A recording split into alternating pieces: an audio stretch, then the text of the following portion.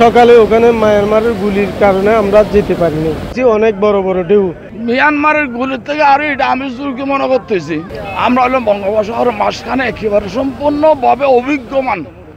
যা হোক, সাগরের যে ঢেউটা দেখলে আমরা বুঝতে পারি সেটা যাতায়াতের পরিবেশ হবে কিনা। সাগরটা যে অবস্থা দেখতেছি, আমার মনে হয় না যে যারা মেয়েরা আছে, ছোট বাচ্চারা আছে, এত ঝুঁকি নিয়ে যে বাইরে যে বড় ট্রলারে যাইতে পারবে সেটা আমার মনে হচ্ছে না।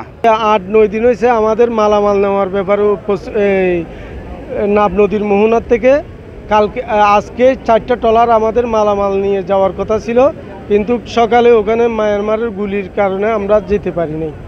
অবশ্যই ঝুঁকি, এটা আমাদের জন্য জীবনের রিস্ক, এটা রিস্ক মনে করতেছি আর কি। যেহেতু আমরাও দেখতেছেন ঢেউর অবস্থা কিভাবে, যে অন্তত 3 কিলোমিটার থেকে ঢেউ যেভাবে আসতেছে ছোট নৌকা দিয়া, এখানে ছোট বাচ্চা মেয়ে অথবা বড় পুরুষ ছেলে হইলে একটা ঝুঁকি অথবা রিস্ক নেওয়া যায়। আমরা যেহেতু সাগরের মাঝখানে জন্ম নিয়েছি, সাগরের কিছু অভিজ্ঞ আমাদের আছে, সেই সময় আমার মনে হচ্ছে না যে এই ঢেউ মোকাবেলা করে যে বড় ট্রলারে উঠবে ছোট নৌকা দিয়া, আমি যে ভাবতে পারতেছি না।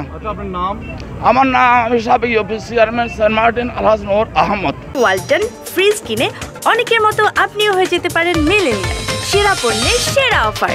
এটা ঈদের দিন আসছে, সবাই তো এখানে আর মানাইতে পারতেছি না। টেকনাফে আসছে অনেক দিন হয়েছে, 10-12 দিন হয়ে গেছে। এখন তো সবার টাকা পয়সা শেষ হয়ে গেছে, কি করবে এরা, অনাহারে আছে। টেকনাফে কয়জন আটকা পড়েছে সেন্ট মার্টিনের স্থানীয়? প্রায় 250-এর উপরে।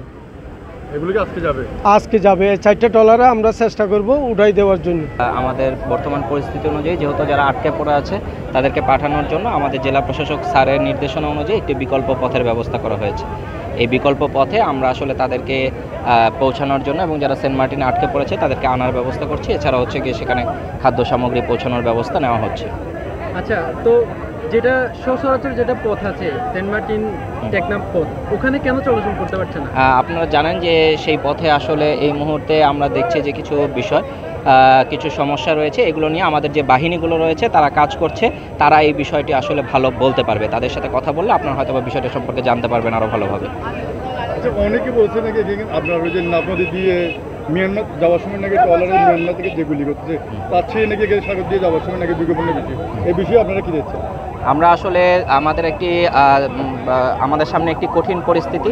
এই কঠিন পরিস্থিতিতে আসলে আমরা কিভাবে মোকাবেলা করতে পারি, এই মুহূর্তে আসলে আমাদের মনে হয় সবচেয়ে জরুরি হচ্ছে গিয়ে এই আটকে পড়া মানুষগুলোকে যে কোনো মূল্যে তাদের ঈদের আগে তাদের এই পরিস্থিতিতে আসলে আমরা চাই, মানে যেটা আমাদের হাতে অ্যাভেলেবেল, যে সবচেয়ে কার্যকরী বা আমাদের হাতে অ্যাভেলেবেল যেই উপায়টি, আমরা আমাদের জেলা প্রশাসক স্যার আমার মনে হয় সকল বাহিনীর সাথে সবার সাথে কথা বলে যেটি সবচেয়ে উত্তম সেই ব্যবস্থাই করার চেষ্টা করেছেন।